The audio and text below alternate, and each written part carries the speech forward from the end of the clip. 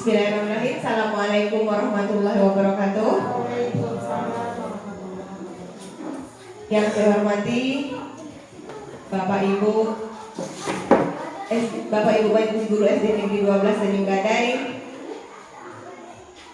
Puji syukur marilah sama-sama kita persembahkan kepada Allah Subhanahu wa taala, karena berkat rahmat nikmat dan karunia-Nya jualah kita bisa berkumpul pada pagi hari ini dalam rangka kegiatan penyebaran pemahaman dan penerapan pengalaman dari budaya positif. Selawat beriringan salam tak lupa pula kita tujukan bagi junjungan alam Nabi besar Muhammad sallallahu alaihi wasallam dengan ucapan Allahumma sholli ala sayyidina Muhammad wa ala ali sayyidina Muhammad. Baiklah Bapak Ibu guru yang berbahagia, sebelum kegiatan demi kegiatan dari penyebaran budaya positif ini kita mulai, marilah kita buka dengan membacakan basmalah. Bismillahirrahmanirrahim. Dilanjutkan dengan pembacaan doa. Berdoa mulai.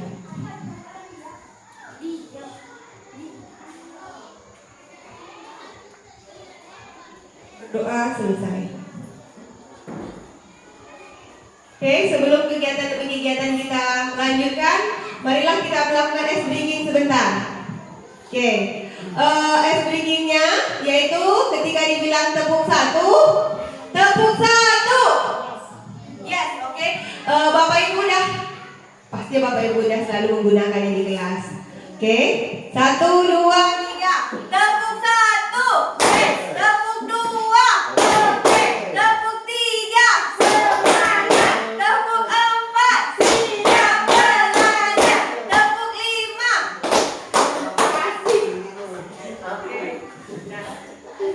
Nih, sebelum kegiatan penyebaran dari budaya positif ini kita lanjutkan, kita harus melaksanakan kesepakatan dulu. Nah, kesepakatan ini untuk kita bersama. Jadi menurut Bapak Ibu, kesepakatan seperti apa yang harus kita lakukan dalam kegiatan pada pagi hari ini? Yuk, Bapak Ibu, kegiatan kesepakatan apa? Ya, misalnya ketika mau keluar mohon izin dulu. Oke, lagi? Saat bertanya harus mengangkat tangan. Oke, bagus Bu Ines, saat bertanya mengangkat tangan lagi. Oke, datang tepat waktu. Jaga kebersihan, bagus lagi. Ini Bapak Ibu sambil kita mendengarkan penyebaran dari budaya positif. Bagaimana? Bolehkah kita sambil makan? Boleh? Nah, ini tergantung kesepakatan kita. Kalau boleh nggak apa-apa, kita bolehkan aja. Oke, boleh ya. Bolehkah merokok ketika kegiatan? Oke, tidak boleh. Berarti selama kegiatan ini berlangsung, kesepakatan kita boleh makan, tapi tidak boleh merokok. Bolehkah kita menyela perkataan orang lain? Oke, nah ini kesepakatan kita. Kita lanjutkan dengan kegiatan selanjutnya, yaitu tujuan dari kegiatan kita pada hari ini yaitu menyebarkan pemahaman budaya positif. Dari apa yang telah kami pelajari pada modul 1 di guru penggerak, maka dari itu saya berusaha untuk membagikan beberapa pengalaman dan budaya-budaya positif yang telah kami dapatkan. Nah, menurut Bapak Ibu, setuju atau tidak Bapak Ibu, hukuman dapat mendisiplinkan anak? Ya, Bu Ika bagaimana? Menurut Ibu Ika bagaimana? Setuju, asalkan hukuman itu tidak membuat anak itu terkena mental atau fisiknya. Oke, setuju. Kemudian menurut Bapak Ibu yang lainnya bagaimana? Setuju? Oke, baik, kita lanjutkan. Nah, pada hari ini kita akan mempelajari tentang konsep diri dari budaya positif, yaitu pertama kita akan mempelajari tentang perubahan paradigma belajar, lalu disiplin positif, nilai-nilai kebijakan, kebajikan, kebutuhan dasar manusia, motivasi perilaku manusia, posisi kontrol dan keyakinan kelas serta segitiga restitusi. Nah, untuk yang pertama yaitu pembelajaran dengan paradigma baru. Pembelajaran dengan paradigma baru ini Bapak Ibu merupakan pembelajaran yang dirancang berdasarkan pembelajaran yang berdiferensiasi, sehingga para peserta didik belajar sesuai kebutuhannya berdasarkan tahap perkembangan sesuai teori psikologi modern untuk mewujudkan profil pelajar Pancasila. Yang mana kita ketahui profil pelajar Pancasila yaitu yang pertama beriman, bertakwa kepada Tuhan Yang Maha Esa dan berakhlak mulia, berkebinekaan global, bergotong royong, kreatif, bernalar, kritis, dan mandiri. Nah, Bapak Ibu, ada perubahan paradigma yaitu dengan kegiatan kepalan tangan. Seperti ini. Seandainya di telapak tangan Bapak Ibu ada sesuatu yang paling berharga menurut Bapak Ibu, kemudian ada orang lain yang ingin memintanya, itu sangat berharga untuk masa depan Bapak Ibu. Apakah Bapak Ibu akan memberinya? Ini sesuatu di tangan Bapak Ibu, misalnya di tangan Bu Epi ada sesuatu yang paling berharga untuk hidupnya, untuk masa depannya, kemudian berada dalam genggamannya. Apakah Bu Epi akan memberikan dengan orang lain dengan mudah? Ya. Jadi tidak mudah memberikan segala sesuatu yang berharga untuk diri kita itu ya. Nah, itu paradigma kita. Ternyata seseorang itu akan memberikan kepada yang diinginkannya. Walaupun kita memaksa Bu Epi untuk membuka kepala tangan, di dalam tangan itu dibuka, dia tidak akan memberi, dia tetap akan memaksa menutup kalau tidak dari hatinya. Namun kalau dia ingin memberikannya, susah tak? Kalau kayak Ibu Epi ingin memberikannya? Tidak. Nah, Bapak Ibu, dari situ terdapat beberapa paradigma, yaitu ilusi guru mengontrol murid.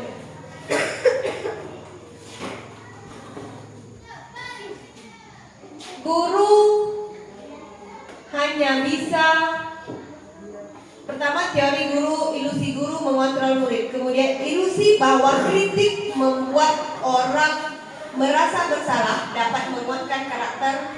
Setelah itu ilusi bahwa semua penguatan positif efektif dan bermanfaat, dan ilusi bahwa orang dewasa memiliki hak untuk memaksa. Ilusi guru mengontrol murid, pada dasarnya kita tidak dapat memaksa murid untuk berbuat sesuatu jikalau murid tersebut memilih untuk tidak melakukannya. Walaupun tampak kita sedang mengontrol perilaku murid tersebut, hal ini karena murid tersebut sedang mengizinkan dirinya dikontrol. Saat itu bentuk kontrol guru menjadi kebutuhan dasar yang dipilih oleh murid. Teori kontrol menyatakan bahwa semua perilaku memiliki tujuan, bahkan terhadap perilaku yang tidak disukainya. Kemudian ada lagi beberapa ilusi yang kita yakini ternyata hal itu tidak benar. Itu salah satunya ilusi bahwa kritik dapat membuat orang merasa bersalah, dapat menguatkan karakter. Ternyata menggunakan kritik dan membuat orang merasa bersalah untuk mengontrol murid menuju pada identitas gagal dan lain sebagainya. Nah, kita lanjutkan. Budaya selanjutnya yaitu budaya disiplin positif. Ketika Bapak Ibu mendengar kata disiplin, apa yang terbayang dalam pikiran Bapak Ibu? Alim, ketika Bapak mendengar kata disiplin, apa yang Bapak bayangkan? Disiplin itu apa? Ikuti aturan. Oke, ada yang lain lagi? Ya, kita dengarkan. Disiplin itu berasal dari kata disiplina yang artinya belajar. Disiplin mengacu pada disiplin diri yang memiliki tanggung jawab terhadap apa yang dilakukannya berdasarkan nilai-nilai yang diyakini. Disiplin positif merupakan salah satu cara penerapan disiplin yang bertujuan untuk menumbuhkan kesadaran serta memberdayakan peserta didik tanpa imbalan, penghargaan, reward, ancaman atau hukuman. Setiap pendidik, tujuan kita adalah menciptakan peserta didik yang memiliki disiplin sehingga mereka berperilaku mengacu kepada nilai-nilai kebajikan universal dan memiliki motivasi intrinsik dalam melakukan perubahan perilaku ke arah yang lebih baik. Selanjutnya kita ke nilai-nilai kebajikan universal. Nilai-nilai kebajikan universal adalah nilai-nilai sifat-sifat positif manusia yang merupakan tujuan mulia yang ingin dicapaikan individu. Nilai-nilai tersebut umum, berarti tanpa melihat suku, bangsa, agama. Berarti dia lebih meluas.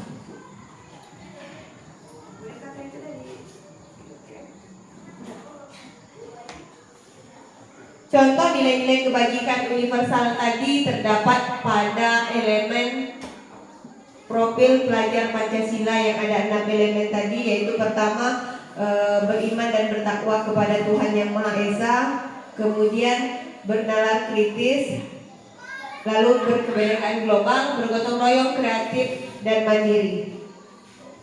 Nah, Bapak Ibu, setelah kita mempelajari ini, kita akan mempelajari teori motivasi perilaku manusia. Ternyata perilaku manusia ini motivasinya ada 3. Pertama, untuk menghindari ketidaknyamanan atau hukuman. Kedua, mendapatkan imbalan atau penghargaan dari orang lain. Yang ketiga, untuk menjadi orang yang mereka inginkan dan menghargai diri sendiri dengan nilai-nilai yang mereka percaya. Nah, ada seseorang melakukan sesuatu, misalnya datang tepat waktu. Bisa jadi dia melaksanakan datang tepat waktu itu untuk menghindari hukuman. Misalnya murid datang tepat waktu bukan karena dia atas dasar tanggung jawab yang mereka inginkan, tapi hanya karena dia takut akan hukuman. Atau mungkin ingin dapat penghargaan dari bapak ibu gurunya. Wah, si Farel bagus sekali datang tepat waktu, udah berubah. Namun di antara teori motivasi perilaku manusia, yang paling bagus yang harus kita tumbuhkan pada diri anak yaitu motivasi intrinsik atau untuk menjadi orang yang mereka inginkan. Ini contohnya perkataan untuk atau pernyataan dari motivasi eksternal atau motivasi dari luar, yaitu untuk menghindari ketidaknyamanan atau hukuman. Apa yang akan terjadi jika saya tidak melakukannya? Contoh, ketika saya datang terlambat, apa yang terjadi? Apa yang akan saya dapatkan? Hal itu juga sama untuk mendapatkan dari imbalan dari orang lain. Contoh, ketika anak tidak melakukan PR, apabila anak itu motivasi eksternal, takut dimarah ibu gurunya atau ingin mendapatkan penghargaan dari bapak ibu gurunya, maka anak itu belum bisa mengeluarkan motivasi dari dalam dirinya, itu motivasi intrinsik untuk menghargai diri sendiri. Jadi motivasi intrinsik inilah sebagai guru yang harus kita ketahui bahwa anak kita melakukan segala sesuatu, baik itu berbuat baik atau berbuat buruk, itu ada 3 motivasi penyebab anak-anak kita melakukan hal itu. Ada ingin mendapatkan penghargaan, ada takut mendapatkan hukuman, dan ada juga memang dia menghargai dirinya dengan nilai-nilai kebajikan atau tanggung jawab. Nah, menurut Ki Hajar Dewantara, merdeka itu artinya tidak hanya terlepas dari perintah, akan tetapi juga cakap buat memerintahkan diri sendiri. Nah, berarti menurut Ki Hajar Dewantara, motivasi kata merdeka ini yaitu motivasinya terletak pada motivasi intrinsik tadi, yaitu motivasi dari dalam diri, tidak ada paksaan. Orang lain tidak bisa memaksakan diri kita, selain kita sendiri yang bisa mengubah diri kita. Kita yang bisa memaksakan diri kita sendiri. Ternyata Bapak Ibu, mungkin ada beberapa paradigma kita yang salah selama ini. Kita menganggap kalau penghargaan atau reward yang kita berikan ke anak itu bagus. Namun tidak selamanya reward atau penghargaan yang kita berikan ke anak itu bagus. Ternyata reward itu juga mempunyai pengaruh jangka panjang dan jangka pendek. Yaitu penghargaan atau reward. Pernah Bapak Ibu memberikan reward kepada anak? Oke, bentuk reward seperti apa? Iya, sanjungan. Mantap, kata-kata mantap, kata-kata sanjungan. Apa lagi? Tepuk tangan, atau kita berikan hadiah. Nah, ternyata penghargaan itu juga bisa menjadi hukuman bagi anak, karena dia mempunyai pengaruh jangka panjang dan jangka pendek. Yaitu untuk jangka pendek itu, jika kita tidak menggunakan penghargaan lagi dan lagi, maka orang tersebut akan bergantung pada penghargaan yang diberikan, serta kehilangan motivasi dari dalam. Anak itu melakukan sesuatu itu hanya ingin diungkapkan, ingin kata penghargaan dari kita. Nah, ketika kita tidak lagi memberikan apresiasi kepadanya, dia akan menjadi bertambah lemah atau menjadi kurang semangat. Bahkan penghargaan itu juga bisa merusak hubungan. Ketika kita selalu memberikan reward atau penghargaan kepada si A, sehingga timbul kecemburuan sosial antara satu dan yang lainnya.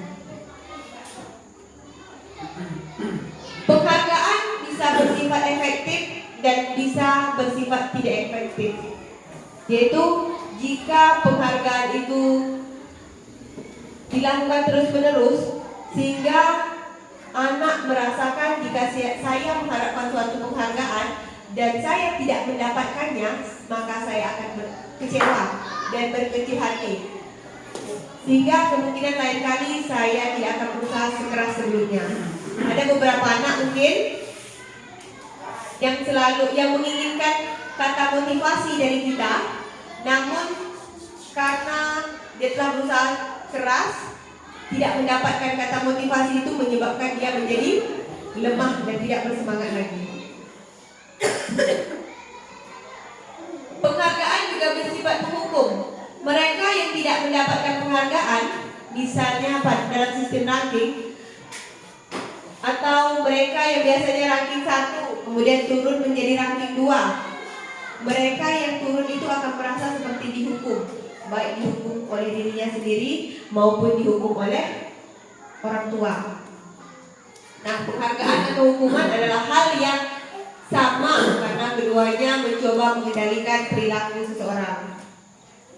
Menurut Bapak Ibu, ketika kita menyuruh anak mencatat 100 kali dalam buku dengan kalimat "saya tidak akan terlambat lagi", itu merupakan hukuman atau konsekuensi? Konsekuensi sesuatu yang harus didapatkan anak atas sebab akibatnya.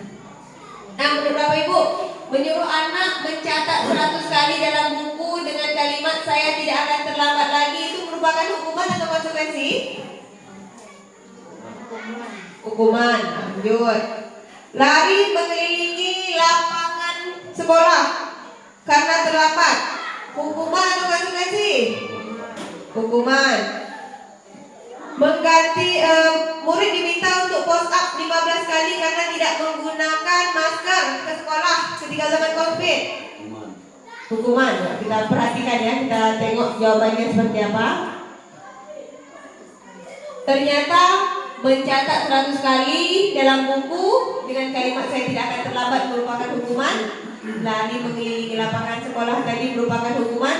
Sedangkan mengganti kertas tugas teman yang telah dicoret itu merupakan konsekuensi atas apa yang telah dilakukannya. Bapak Ibu tak semangat Bio semangat Bapak Ibu. Berdiri dulu Bapak Ibu lah. Berdiri sebentar. Bio semangat.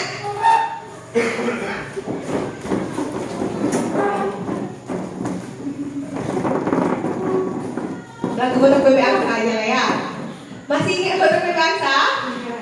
Masih ingat? Yuk, 1, 2, 3. PBA sama satu kali. Kita dansa empat kali. Sorong ke kiri, sorong ke kanan. La la la la la la la la la la. Dah, masih lemas? Dah, semuanya duduk kembali.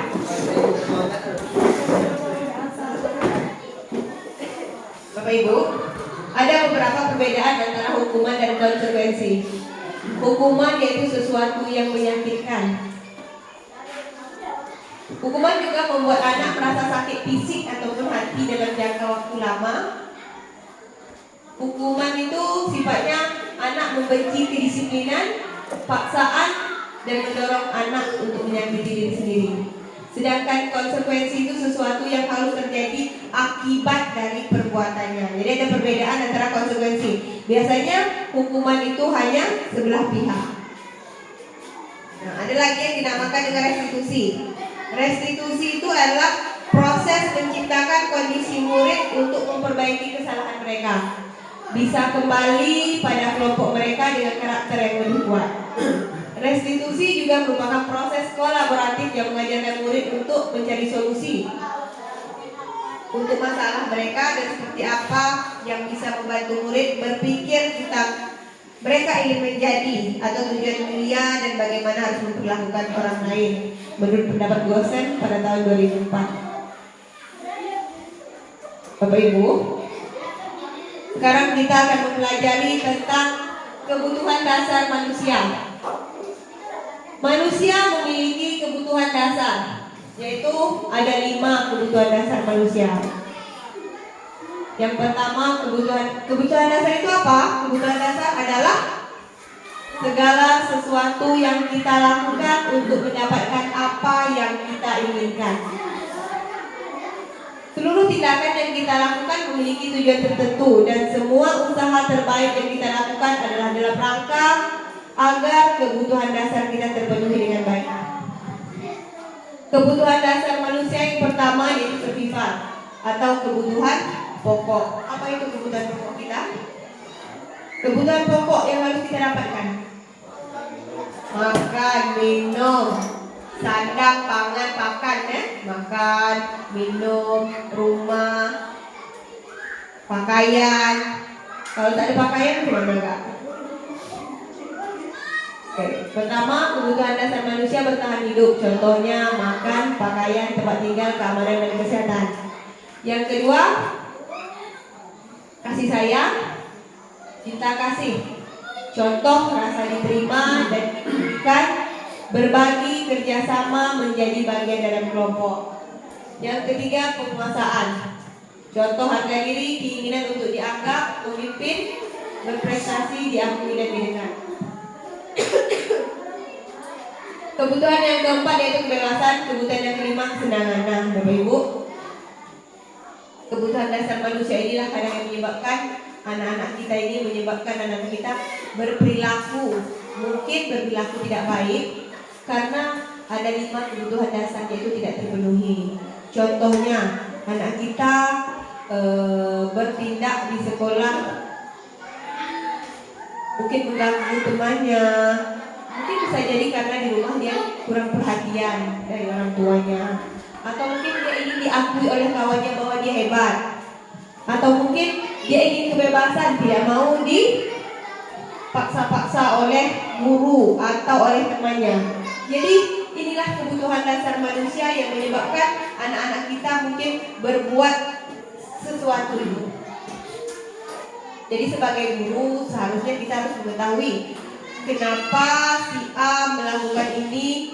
Mungkin bisa jadi dia melakukan tersebut karena ada kebutuhan dasarnya yang belum terpenuhi atau tidak tercukupi. Contohnya, kalau anak kita tidak punya, mungkin orang tua yang susah, tidak ada makanan, bisa jadi dia di sekolah mencuri atau mengambil makanan dari temannya, atau mungkin dia tidak diterima di rumahnya, tidak ada perhatian dari orang tuanya, sehingga dia di sekolah membutuhkan perhatian dari guru sehingga dia berbuat masalah terus di sekolah. Bisa jadi karena dia ingin diperhatikan, dikasihani dan disayang oleh bapak dan ibu guru. Lalu nih di posisi kontrol, guru memiliki 5 posisi kontrol. Posisi kontrol institusi, yaitu posisi kontrol guru. Ada pertama, guru itu bertindak sebagai penghukum. Kemudian guru pembuat rasa bersalah, sebagai teman, pemantau dan sebagai manajer. Nah, di 5 posisi kontrol guru ini, contoh posisi kontrol hukuman itu biasanya tidak terencana, tiba-tiba murid tidak tahu apa yang terjadi atau bersifat satu arah berupa hukuman fisik atau psikis dengan nada tinggi, mata melotot, jari menunjuk-nunjuk dan tidak menghargai. Kemudian kalau bersifat pembuat rasa bersalah, yaitu membuat anak merasa bersalah, tak nyaman, bukan diri, memelas, merapat kepada anak dan lesu, menyebabkan anak menjadi orang gagal. Serta bersifat sebagai teman, pemantau dan manajer. Nah, Bapak Ibu, kalau di posisi hukum ini, yaitu contohnya ketika kasus siswa tidak memakai atribut lengkap saat upacara bendera. Kalau pada posisi sebagai penghukum, itu contoh yang kita lakukan, memberikan anak hukuman hormat kepada bendera selama 1 jam. Itu merupakan hukuman. Kalau untuk pembuat rasa bersalah, contoh kata-kata ini, berapa kali ibu harus memberitahu kamu, nak, kamu selalu aja mengecewakan Bapak Ibu. Apa kamu tidak mau jadi orang itu? Bahasanya biasanya lebih lembut, tapi dia menyebabkan anak ini seperti anak yang paling gagal, anak yang tidak akan bisa menjadi anak yang sukses. Sedangkan ketika di posisi penghukum, dia memberikan hukuman satu arah. Kamu tidak memakai atribut lengkap, hormat di bendera selama 1 jam. Ketika di posisi, kemudian kalau contohnya berada di posisi teman, itu lebih santai lagi. Ayo dong, ikuti aturan sekolah. Tolonglah bantu Bapak Ibu ya. Kali ini ya sudahlah, tidak apa-apa. Lain kali jangan sampai buat begini lagi ya. Nah, di posisi teman ini juga tidak baik ternyata. Kalau posisi penghukum tadi jelas tidak baik. Kenapa? Karena itu bisa menimbulkan tekanan bagi anak, sehingga anak takut, anak melakukan segala sesuatu itu bukan karena dia pengen datang cepat, pengen disiplin, tapi karena dia takut hukuman dari guru. Sedangkan pembuat rasa bersalah ini menyebabkan anak merasa, aku ini pastilah tak akan jadi orang hebat, aku ini pastilah akan jadi orang yang menderita selama-lamanya. Sedangkan untuk posisi teman tadi ada baik dan ada buruknya. Yaitu baiknya untuk di posisi teman tadi, terjalin hubungan baik antara guru dan murid. Guru dan murid itu hubungannya baik. Namun posisi negatifnya, bila guru tersebut tidak bisa membantu, anak itu mulai merasa kecewa. Anak itu tidak menghargai gurunya, lebih tidak menghargai gurunya karena dia merasa kita kan kawan, dia merasa ini sebagai bestie aja gitu. Jadi rasa menghargai itu gurunya kurang. Namun hubungan positifnya, dia bisa menjalin hubungan yang baik gitu. Cuma negatifnya, jika guru tersebut tidak bisa membantu, maka anak akan merasa kecewa. Kemudian untuk pemantau, kalau pemantau itu atas kesepakatan, atas peraturan yang telah kita buat, itu telah sama-sama kita lakukan. Contohnya, kamu sudah melanggar peraturan sekolah, kamu tahu apa konsekuensinya. Setelah upacara, kamu beli atributnya ke koperasi dan jangan ulangi lagi. Kalau pemantau, Pemantau itu memberikan anak konsekuensi, tapi tidak satu arah. Ini kalau pemantau ini kita sudah kerjasama dengan anak, kita sudah membuat peraturan bersama. Beda lagi dengan manajer. Nah, posisi yang paling baik itu Bapak Ibu, dari apa yang telah kami pelajari, yaitu posisi manajer. Contoh kata-kata di posisi manajer itu mana? Iya, apa Bu dia? Iya. Iya, ternyata kita menyuruh anak itu untuk mengenali apa permasalahannya dan bagaimana cara dia untuk menyelesaikan masalahnya agar ke depan tidak timbul permasalahan itu lagi. Kira-kira menurut Bapak Ibu, kalau kamu tidak pernah mendapat nilai jika tidak mengerjakan tugas, itu posisi kontrol apa tuh? Kamu tidak pernah mendapat nilai jika kamu tidak mengerjakan tugas. Posisi kontrol apa itu? Penghukum. Tadi kan ada 5 posisi kontrol nih. Ada penghukum, kita sebagai guru nih. Pembuat anak merasa bersalah, sebagai teman, pemantau atau manajer. Kalau ini soalnya,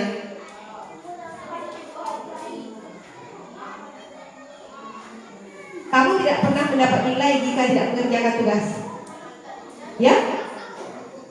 Konsep pembuat rasa bersalah. Kemudian lanjut lagi nih, ini Bapak Ibu jawab sendiri ya. Ayolah, lakukan demi Bapak Ibu ya. Ayolah. Ayolah. Oke, teman. Iya ya, teman ya. Udah dapat kan? Jadi Bapak Ibu udah tahu. Ayolah kalau dia minta gitu. Dan lebih akrab lagi. Kalau gini, Manajer. apa rencanamu untuk menyelesaikan masalah ini? Iya, bagus. Berikan tepuk tangan untuk Rika. Bagus, manajer ya, di posisinya sebagai manajer. Kamu tidak pernah benar melakukannya. Apa? Ayo, baby.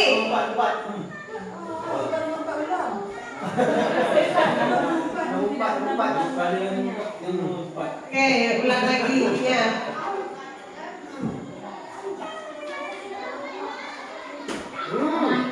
Pemantau itu konsekuensi atas. Coba Bapak Ibu tengok lagi soalnya.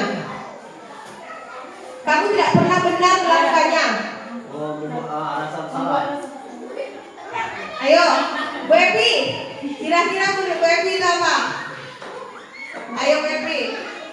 Kalau ini, saya kecewa sekali sama kamu. Iya, betul Bu Ide. Itu merasa bersalah. Lalu kalau yang ini, kamu tidak pernah benar melakukannya.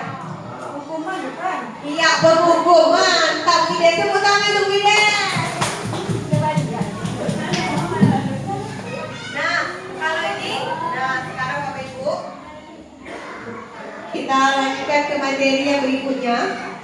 Hal ini kita lanjutkan karena sebentar lagi ya. Keyakinan kelas. Mengapa yang harus kita buat itu keyakinan kelas dan mengapa bukan peraturan kelas? Salah ya? Kenapa yang kita buat itu keyakinan kelas bukan peraturan kelas? Nah, karena keyakinan kelas ini yaitu sesuatu yang bersifat abstrak dan universal.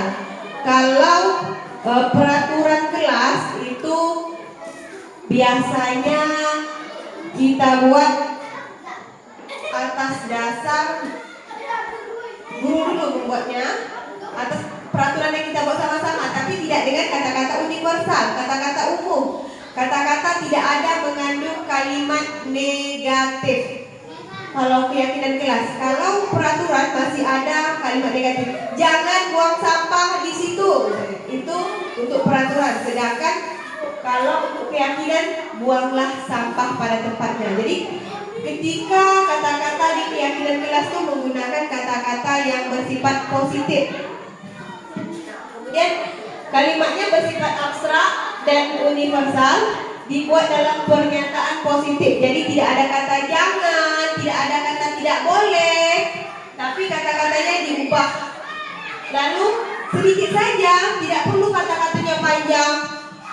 Buanglah sampah pada tempatnya, itu kan singkat. Kalau ini dilarang begini, begitu. Tidak. Kalau untuk pembentukan keyakinan kelas itu lebih simpel. Contoh kalimat keyakinan kelas itu, Bapak Ibu, ada di sini. Contoh kalimat keyakinan kelas.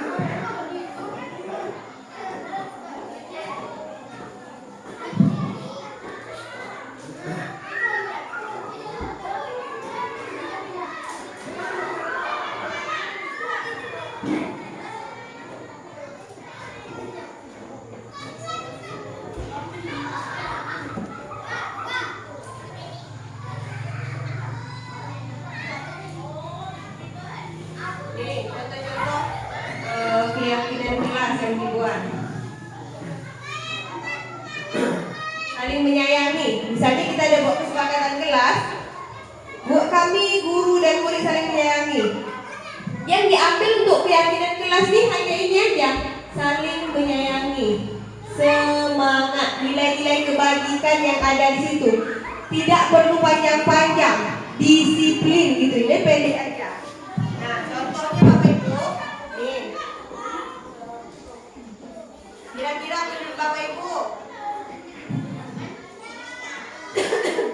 selalu kembalikan buku ke tempatnya, nilai kebajikan apa yang ada terkandung di situ? Saya kasih contoh, tanggung jawab.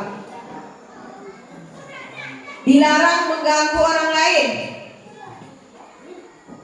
Nilai kebajikan apa yang ada? Mengganggu. Mengganggu yang lain. Dilarang mengganggu orang lain. Kalimat kebajikan ya yang baik-baik, bukan mengganggu itu. Dilarang. Tidak boleh negatif, Pak. Ayo. Dilarang mengganggu orang lain, berarti berbuat baik. Yuk, kita simpan dulu. Hadir di sekolah 15 menit sebelum pembelajaran dimulai. Disiplin, bagus, Bu Des. Dilarang melakukan kekerasan. Hah? Kasih sayang. Dilarang menggunakan narkoba. Kira-kira nilai kebajikan apa?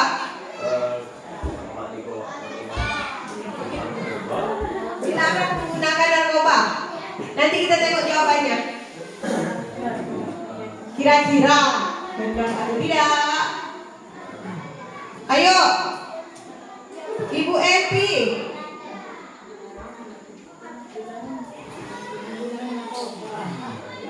Kalimat kebaikan tidak?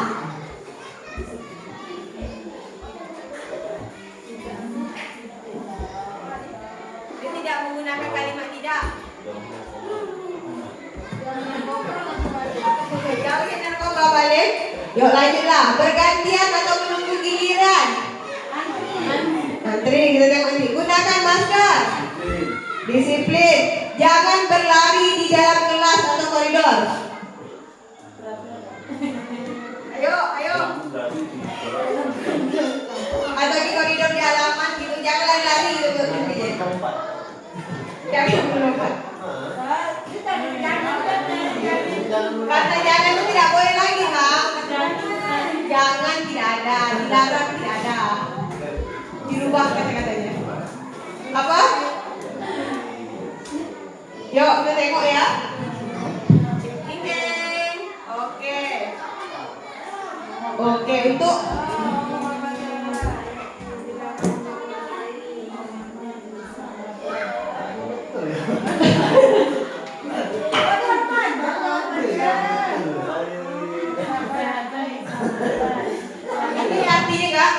menghormati, dia saling menghormati gitu kan, keselamatan, kesehatan.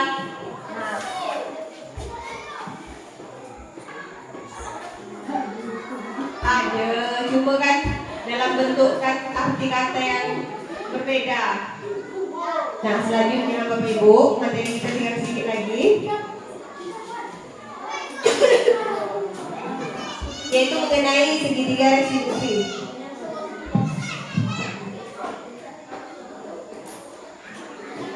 Segitiga restitusi ini adalah salah satu langkah yang bisa dilakukan oleh bapak dan ibu guru dalam menyelesaikan kasus atau permasalahan anak di sekolah atau di kelas. Nah, segitiga restitusi ini adalah suatu proses dialog yang dijalankan oleh guru agar menghasilkan murid yang mandiri dan bertanggung jawab. Mengapa disebutkan segitiga restitusi? Karena dia melakukan 3 tindakan dalam menyelesaikan masalah anak, yaitu pertama, menstabilkan identitas, kemudian validasi tindakan yang salah, dan yang terakhir, menanyakan keyakinan. Contoh dari kata menstabilkan identitas, kita membuat anak itu tidak merasa kalau dia itu orang yang paling bersalah gitu, orang paling berdosa, tapi kita stabilkan, kita tenangkan diri anak itu pertama kali ketika anak membuat masalah. Contohnya, kamu bukan satu-satunya orang yang pernah melakukan ini, atau ibu juga dulu pernah melakukannya, atau setiap orang pasti pernah melakukan kesalahan. Namun, bagaimana dia bisa berubah dari kesalahannya? Kemudian, validasi tindakan yang salah. Validasi tindakan yang salah itu kita menyadarkan anak kalau tindakan yang dia buat itu salah, namun bagaimana dan apa yang harus dia lakukan. Contohnya, kamu tentunya punya alasan mengapa kamu melakukan itu. Contoh, ketika anak kita Farel Fairuz terlambat ke sekolah, kita tanyakan dia, kenapa Farel terlambat ke sekolah? Tidak apa-apa. Setiap orang pasti pernah melakukan kesalahan. Namun bagaimana dia bisa berubah dari kesalahannya? Lalu si Farel itu pasti punya alasan kenapa dia terlambat ke sekolah. Entah mungkin karena dia terlambat bangun tidur, atau mungkin karena dia begadang, atau mungkin karena dia terlambat diantar orang tuanya. Jadi kita tidak bisa langsung memberikan hukuman ke anak, namun kita harus menstabilkan identitasnya dulu. Kemudian kita validasi tindakan yang salah, dan kemudian kita nanyakan keyakinannya, apa yang harus dilakukan anak tersebut agar kedepannya permasalahan itu tidak terulang lagi. Jadi permasalahan itu tidak hanya diselesaikan dengan cara bentak-bentakan, marah-marahan, tapi bisa kita selesaikan dengan cara yang baik. Karena biasanya Bapak Ibu, kalau kita selesaikan masalah itu dengan cara bentak, marah-marah, hukuman, anak itu hanya membuatnya takut. Jadi ketika di depan kita dia tidak melakukan itu, namun di belakang kita dia melakukan lagi, karena motivasi dia melakukan itu bukan motivasi intrinsik dari dalamnya, tapi motivasi karena dia takut atau menghindari hukuman tadi. Jadi efek buruknya ke anak itu tidak akan berubah. Anak itu cuma takut di hadapan orang lain, tapi ketika orang lain tidak ada, dia bebas melakukannya. Itu makanya kita harus, kalau kita menggunakan segitiga restitusi dengan menstabilkan identitas, validasi tindakan yang salah, dan menanyakan keyakinan, jadi diharapkan anak itu bisa berubah, keluarlah motivasi intrinsik dari dalam dirinya. Contoh kalimat yang harus kita gunakan ketika menstabilkan identitas. 1. Berdasarkan prinsip, pembuat kesalahan itu adalah bagian dari proses pembelajaran. Jadi tidak apa-apa berbuat asal anak kita itu bisa belajar dari kesalahannya. Sebenarnya hal ini bukan hanya untuk anak, Bapak Ibu, untuk kita. Baik kita juga dalam berumah tangga, baik kita dalam berperilaku sebagai seorang guru, tentu pasti kita ada melakukan kesalahan. Jadi bagaimana kita bisa belajar dari kesalahan itu dan bagaimana kesalahan itu tidak terulang kembali karena kesalahan yang sama. Jadi bukan karena kita takut ketahuan orang lain ya, bukannya ketahuan murid, ketahuan gurunya melakukan kesalahan, dan pasangan takut ketahuan pasangannya ketika melakukan pasangan. Berarti motivasi itu masih motivasi eksternal, bukan internal. Jadi ketika dia melakukan motivasi eksternal, ketika takut ketahuan, dia di depan orang itu dia berbuat baik, namun di belakang dia bebas melakukan kejahatan. Itu motivasi eksternal. Nah, kita validasi juga kesalahan. Tidak ada manusia yang sempurna. Pasti manusia itu pernah berbuat salah. Jadi bagaimana anak kita itu bisa berubah? Nih kalimat lainnya, yaitu anak ibu, misalnya Farel tadi. Ibu juga pernah melakukan kesalahan itu. Nah, bagaimana caranya kita mengubahnya? Atau sekarang ibu tidak mau mencari siapa yang salah, tapi ibu ingin mencari solusi dari masalah ini. Kira-kira apa solusi? Jadi Bapak Ibu, solusinya itu bukan kita yang memberikan ke anak, tapi iya benar Bu Rika, anak yang menemukan sendiri. Contohnya ini, kamu berhak merasa begitu. Ketika anak dizolimi, anak kita dipukul temannya, kemudian dia membela diri, kita validasi, kita stabilkan identitasnya dulu. Contohnya, kamu berhak melakukan seperti itu, namun, gitu kan? Namun ada baiknya kalau kedepannya kalau ada permasalahan seperti itu lagi, hubungi guru, lapor ke guru, jangan main hakim sendiri. Contoh, ya silakan. Kasih contoh berbuat salah itu wajar. Oke, jadi namanya manusia kan pasti berbuat salah, itu wajar kan Pak kan? Jadi ketika anak berbuat salah, contohnya anak kita mengambil atau mencoret buku temannya, ada rekannya yang mencontek, namun dia marah itu kan? Dia marah, contohnya saya dan Ibu Rika, kemudian saya menyontek punya Bu Rika, kemudian Ibu Rika marah-marah, lalu dia mengentak meja, mukul marah-marah. Ya. Jadi berbuat salah itu wajar. Jadi kita stabilkan, kita panggil sini Bu Rika tadi, Bu, misalnya ini dalam posisi Bu Rika ini sebagai anak misalnya. Rika, ya Ibu tahu, kenapa nih kamu melakukan itu tadi, gitu kan? Begini-gini, mendengarkan dia bercerita lagi, kemudian kita bilang lagi, Rika, berbuat salah itu wajar, gitu misalnya.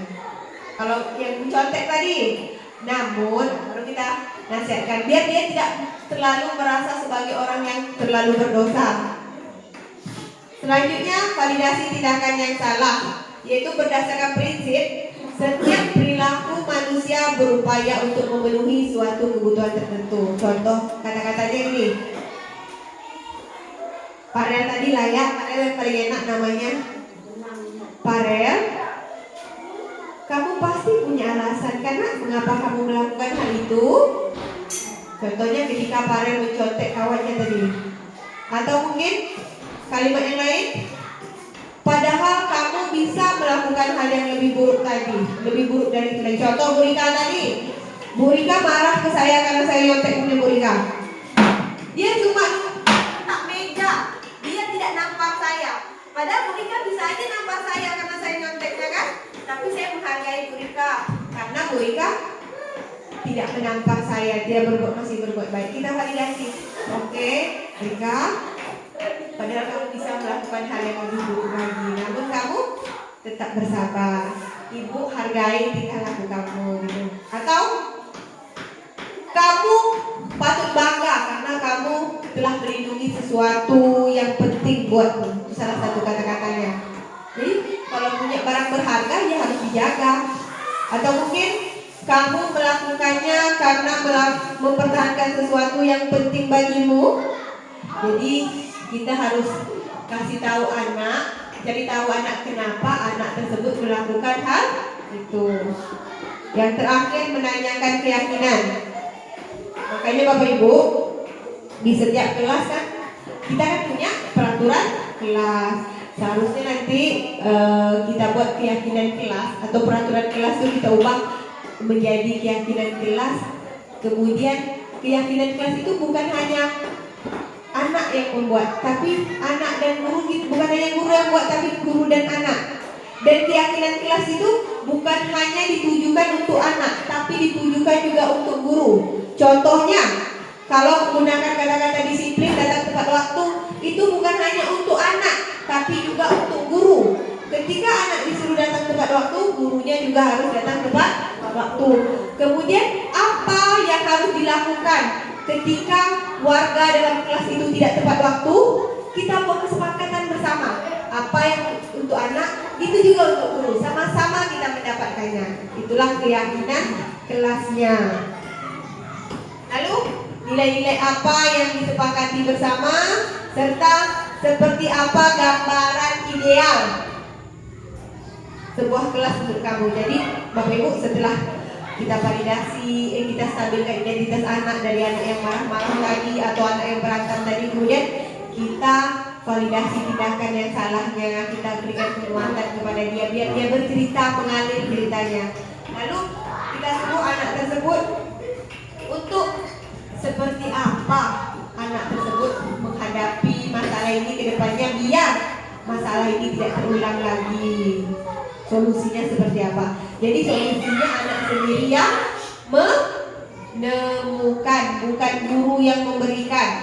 Jadi ketika anak yang menemukan sendiri solusi itu berasal dari dalam diri anak itu, dari intrinstiknya, bukan dari karena takut kepada kita.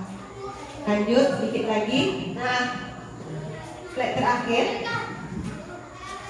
Menurut Bapak Ibu, hal baru apa yang Bapak Ibu dapatkan pada hari ini?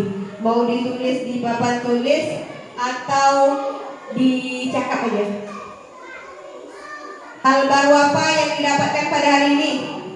Oke, silakan Bapak Ibu. Apa yang didapatkan pada hari ini? Pelajaran apa yang didapatkan hari ini?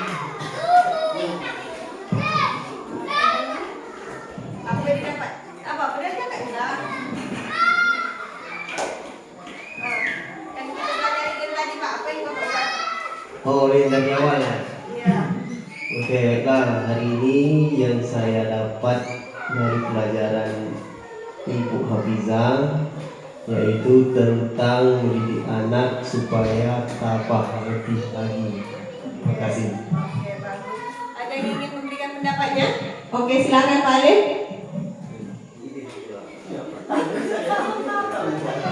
Paling lah, kan jadi paling.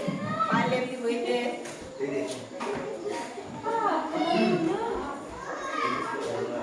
Apa yang tadi kegiatan dari kegiatan tadi itu kira-kira apa pelajaran yang bisa Kakak ambil? Ibu ambil.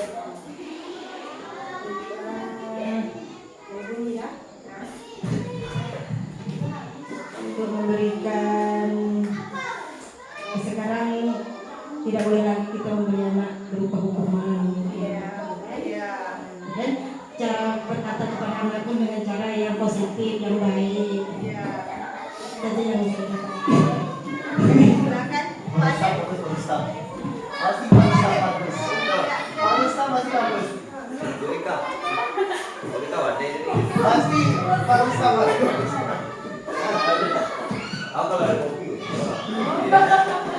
Oke, pelajaran yang bisa saya ambil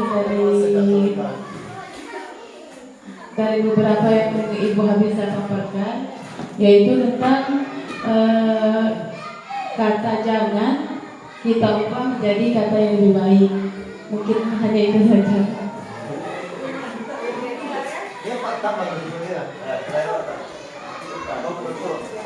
Ada pertanyaan boleh? Boleh pertanyaan? Iya, silakan Pak Tam. Jadi yang disampaikan tadi kesalahan itu tidak hanya kepada murid ya, tapi kepada kita juga kesalahan bukan tadi kesalahan rumah tangga, ya kan? Betul.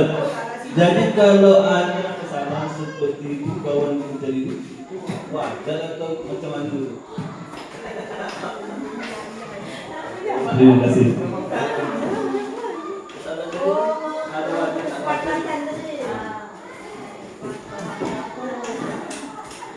Begini Bapak Ibu ya, kita lebih menunjukkan permasalahannya ke permasalahan anak dulu ya. Jadi setiap orang itu wajar melakukan kesalahan karena mereka adalah manusia. Karena manusia itu tak luput dari rasa bersalah.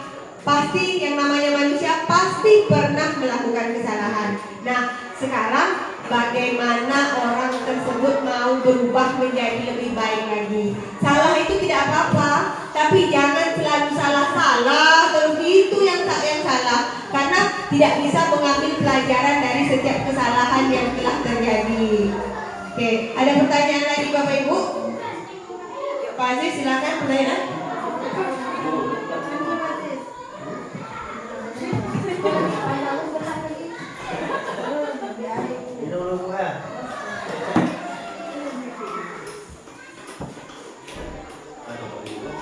Pak ada yang tidak bertanya?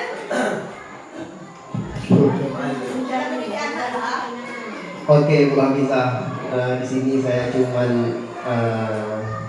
mau bertanya bagaimana kita mendidik anak kalau anaknya itu dalam keadaan memiliki kekurangan.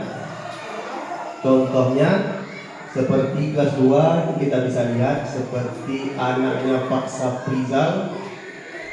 Siapa tuh? Elvin.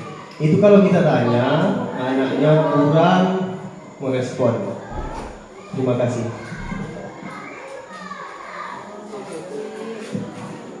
Terima kasih Pak. Kembali lagi ke topik kita tadi, bahwa manusia itu kan memiliki 5 kebutuhan dasar dan mungkin anak itu memiliki kekurangan dari segi fisik atau fisiknya mungkin atau psikisnya dia lemah dalam daya tangkap. Nah jadi langkah yang harus kita lakukan yaitu pertama kali kita harus sabar. Kita harus melakukan pendekatan. Setiap anak itu tidak ada produk gagal dari Allah. Produk Allah itu selalu paripurna, selalu benar. Cuma terkadang kita tidak tahu menggali potensi anak. Anak itu kadang dia tidak bisa di satu bidang, tapi dia bisa di bidang yang lainnya. Cuma sekarang bidang atau keahlian anak itu belum tergalikan. Jadi satu hal kata kunci yang harus kita pegang, tidak ada anak yang bodoh. Cuma mungkin teori atau yang kita berikan, pendekatan yang kita berikan itu belum tepat dengan anak tersebut. Nah, jadi ketika mungkin ada anak yang memang daya tangkapnya lemah, yang salah satunya seperti yang Bapak jelaskan tadi, salah satu yang harus kita lakukan selain kita harus lebih sabar, lebih ulet terhadap anak itu, kemudian kita berikan motivasi intrinsik juga dengan anak-anak. Jangan kita selalu mengatakan dia bodoh, tak bisa, semua tak dapat. Jadi anak itu menjadi semakin lemah karena dia merasa aku ini memang tidak bisa. Ya udahlah, nanti aku usaha juga tidak akan bisa gitu. Jadi kita gali potensi anak. Nah, makanya sekarang Pak kita belajar itu dengan menggunakan pendekatan berdiferensiasi. Karena setiap anak itu mempunyai kelebihan dan karakter yang berbeda-beda. Jadi daya tangkap anak mungkin dari segi ini dia tidak lambat menangkap. Mungkin kita ubah anak itu dalam segi yang olah fisik, atau mungkin kita ubah anak itu dalam segi seni, baru dia bisa menangkap materi pembelajaran. Jadi bukan materinya diubah, tapi cara pemberian materi itu diubah, begitu Bapak. Jadi sekali lagi, tidak ada anak yang bodoh dan tidak ada produk gagal. Ada pertanyaan lagi? Sepertinya Pak Ali mau bertanya. Pasti Bu Epi tidak ada.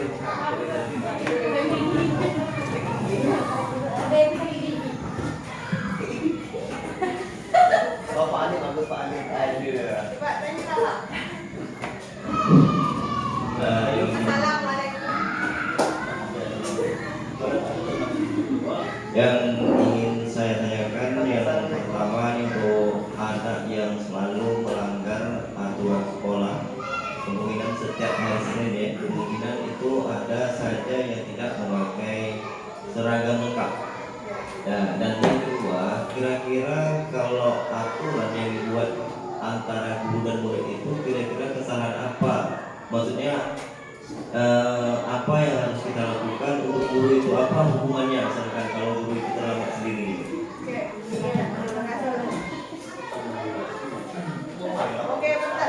Oke, pertanyaan yang baik sekali, luar biasa. Kalian kasih tepuk tangan untuk kalian. Ya, gini. Tadi pertanyaan pertama, kalau seandainya anak itu setiap hari Senin melakukan kesalahan terus dengan tidak menggunakan atribut lengkap. Gini Pak ya, kita diagnosis dulu permasalahannya. Kita cari permasalahannya itu di mana. Bisa jadi anak itu tidak menggunakan pakaian lengkap, memang keterbatasan ekonomi dari keluarganya. Jadi maka dari itu sebagai seorang guru, kita tidak harus langsung memberikan hukuman, tapi kita harus cari akar permasalahannya terlebih dahulu. Bisa jadi satu anak tersebut setiap hari Senin tidak menggunakan topi atau tidak menggunakan kaos kaki, mungkin karena mereka memang tidak punya, orang tuanya tidak punya. Nah, sebagai seorang guru harusnya kita lebih memahami kondisi anak. Kita bisa sekali-sekali kalau ada waktu luang kita memberikan pendekatan ke anak tersebut dengan cara ke rumahnya, mungkin mencari informasi langsung. Bisa jadi anak tuh tidak mau berbicara, mungkin malu kan. Atau bolehkah wali kelas memberikan? Apa boleh kalau wali kelasnya berbaik hati mau membelikannya, apa salahnya? Boleh aja, itu lebih bagus Pak. Itu namanya wali kelas yang dermawan. Berpahala. Itu kalau ada wali kelas yang mau seperti itu, kita kasih aplaus yang luar biasa. Karena ada juga boleh kan? Jangan pergi sekolah dan pulang pinjangan itu deh. Nama nih? Tadi ingat. Tarik pinggang. Jadi kita sekolah untuk belakang. Tapi bukan sekolah. Nah, kalau kesalahannya seperti itu berarti tanggung jawab anaknya dan kerjasama dengan orang tuanya. Berarti tanggung jawabnya yang tidak baik. Gitu. Tanggung jawabnya yang harus diperbaiki. Berarti yang harus kita tekankan ke anak itu motivasi intrinsiknya itu mengenai tanggung jawab anak tersebut. Setelah pulang, letakkan barang tersebut di tempatnya. Itu tanggung jawab. Berarti nilai tanggung jawab yang harus kita tekankan. Nah, kesalahan ya, pertanyaan pertama aman Pak Adem. Bapak Ibu yang lainnya yang pertama aman? Oke, pertanyaan yang kedua tadi, bagaimana seandainya kita membuat peraturan tersebut hanya untuk anak yang biasanya disuruh guru, sedangkan tidak. Sekarang tidak, peraturan itu untuk semua termasuk kepala sekolah. Jadi peraturan yang kita buat itu hukumnya itu bukan seperti pisau tajam di bawah tumpul di atas, tapi tajam di atas sampai ke bawah. Jadi anak dihukum kalau terlambat, guru dihukum. Tapi tentunya tidak mungkin kita memberi nasihat guru di depan anak. Kita harus bisa menjaga etika, attitude kita agar kita ini kan guru, digugu dan ditiru. Kita sebagai tauladan bagi anak, kita harus memberikan contoh. Jadi sebagai seorang guru harusnya kita sudah memahami nilai-nilai tersebut. Namun kadang kan namanya manusia, mungkin ada kebutuhan, ada hal-hal yang tidak bisa disebutkan mungkin, sehingga guru tersebut datang terlambat atau tidak menggunakan atribut lengkap.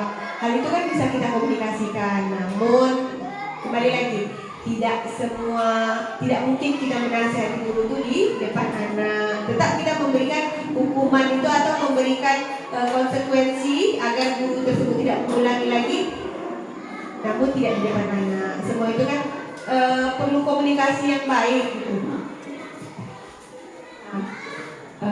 Begitu menurut saya. Apakah ada tambahan dari Bapak Ibu? Apakah puas. Jadi hukuman itu konsekuensi, bukan hukuman ya, konsekuensi itu seperti pisau yang tajam di bawah sampai ke atas. Jadi bukan hanya untuk anak, untuk semua warga sekolah, baik itu guru, kepala sekolah, murid, ataupun warga sekolah yang lainnya. Ada pertanyaan lagi Bapak Ibu? Oke, mudah-mudahan kita semua bisa menerapkan budaya positif tadi, bisa menjadi contoh bagi anak-anak kita, sehingga budaya positif ini bisa terbentuk di sekolah kita dan anak-anak kita bisa menjadi anak-anak yang memiliki karakter yang kuat, bisa menjadi anak-anak yang seperti profil pelajar Pancasila. Apa aja tadi elemennya? Beriman dan bertakwa kepada Tuhan Yang Maha Esa, bergotong royong, bernalar kritis, mandiri, berkebinekaan global. Yang satu lagi, kreatif. Bagus, luar biasa. Oke, tepuk tangan untuk kita semua. Sebelum kita tutup, nyanyi dulu ya. Di sini senang, di sana senang. Berdiri lagi. 1, 2, 3. Sana senang, di mana-mana hatiku senang. Di rumah senang, di sekolah senang, di mana-mana hatiku senang. La la la la la la la la la la la la la la la la la la la la. Tangan dilambai-lambai, pinggul digoyang-goyang, kaki dihentak-hentak, putar badan. Bapak Ibu, terima kasih. Tepuk tangan untuk kita semua. Ya. Sebelum kita tutup acara ini, marilah sama-sama kita mengucapkan hamdalah alhamdulillahirabbil alamin. Terima kasih atas segala perhatiannya.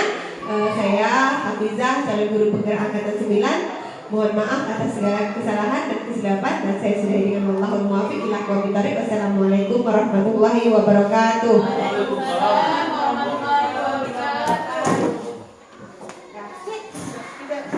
Tak apa yang dibual. Aku nak kuih pada adanya.